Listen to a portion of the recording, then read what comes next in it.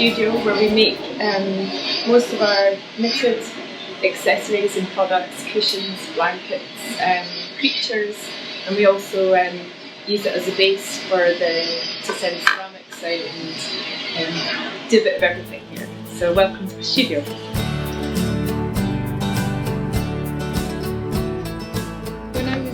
Younger, when I was a child, I was always drawing and painting, and I had a very quite inspiring grandmother who kept encouraging me and my sister to draw and look at things really closely.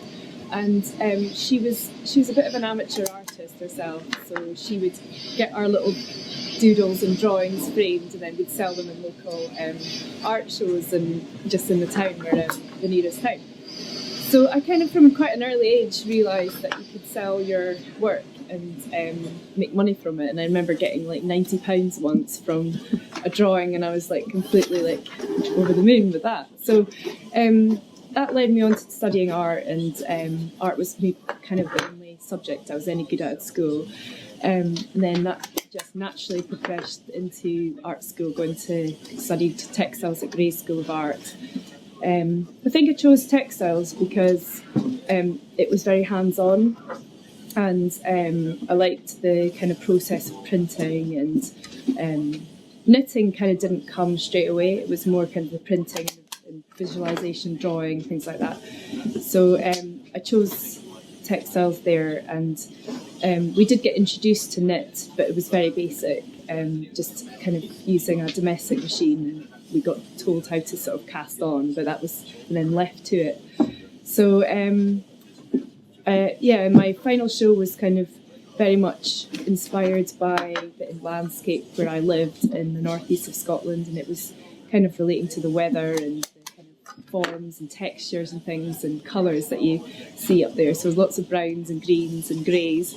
And then when I went to the Royal College, which was a couple of years after that, my kind of colour, I'd moved down to London in between, and I got a job, and I was kind of surrounded by all these colours and different shops and different artists and designers and things like that. So I think that kind of really changed the kind of the themes of my work as well. And started knitting. I had a little machine at home, so I did my portfolio was quite a lot of knit, and studied. It was mixed media textile course that I went into at Royal College, so that was kind of how the textile thing started.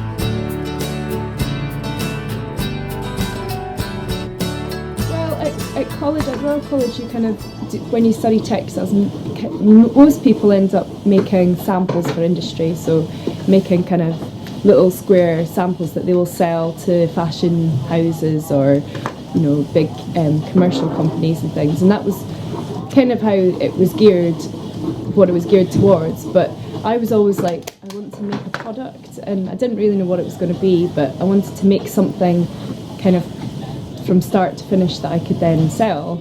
And in between my first and second year, I started making these little dolls, which were just made out of old jumpers, and I used to go into charity shops and buy all the skin coloured jumpers that I could find, and all the little charity shop ladies were like, "Oh, these are nice. What are you going to do with these?" And I didn't have the heart to tell them that I was going to cut them up and make them into dolls. But that one of my tutors there saw these dolls and said, "Why don't you take them round some shops?" And I went round to there was a shop on King's Road called Couverture, and went round with I think it was 6 of them.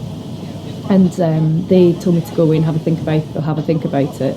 And then half an hour later, they phoned back and said, "Yeah, we'd really like to buy these."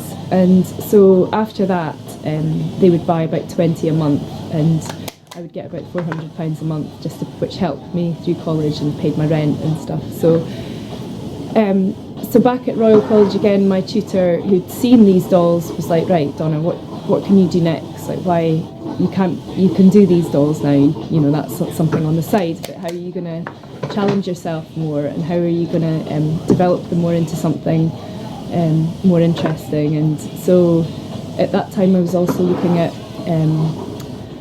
the way that children draw things, and how kind of inhibited it is, and how free they are, and you can draw things like a cat with 10 legs and 3 eyes, and it doesn't really matter, it's still and I didn't want to create things that are kind of scary and ugly, but make them a little bit weird and different.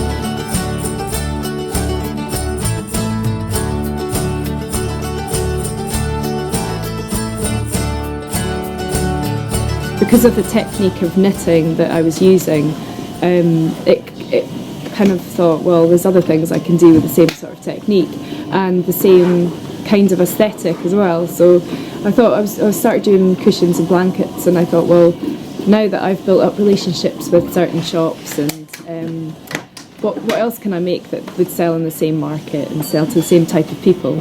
So that's how the cushions and blankets kind of started, and I felt like I wanted to have a bit of fun and kind of sense of humour in the other products too. So I didn't want to make things completely different from the creatures. I felt like it was almost creating a whole world for them, and so we've got the kind of interior for the creatures' houses as well. And then I did some knitted trees and knitted grass rugs and things like that. So it was kind of just building up more of a picture, and it happened quite naturally.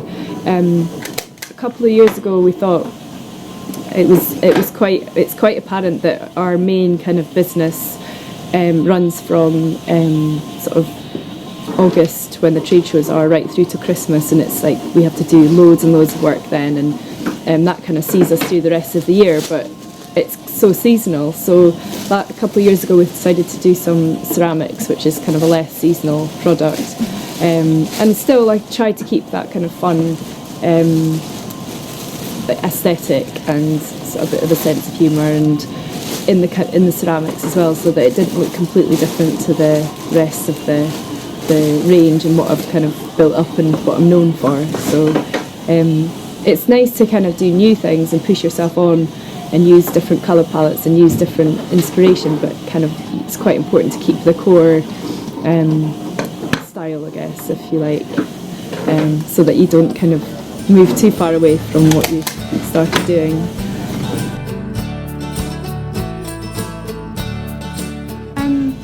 I try not to make it affect my creative process too much. I really enjoy this, well, at times, but I do kind of enjoy the business side of it as well as the design side of it, and I feel like for me it's like a challenge to make things that I like and I enjoy doing, but make it work as a business as well.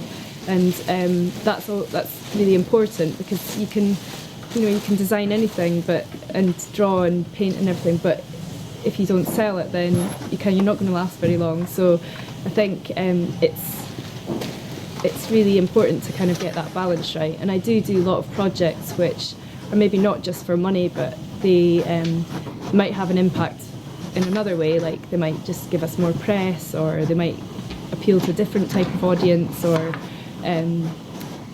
so I'm quite lucky that I have got this amazing hard-working team that can take care of the kind of day-to-day running of the whole thing, and I'm able to do other projects that kind of do add to the core business as well. So it's working really well, and